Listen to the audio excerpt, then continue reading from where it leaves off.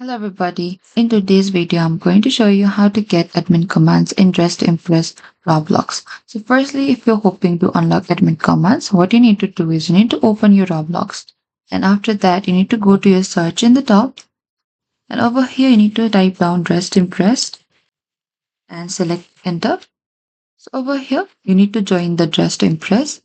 Open this Dress to Impress, or you can simply join it over here. And the only real way to have admin commands in Dress to Impress is to become an official developer, administrator, or moderator who has been granted those permission by the game's development team.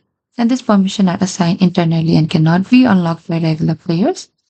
And that is it. That's the only legitimate way to get admin's commands in Dress to Impress Roblox unless you're officially added to the game's development or administration team.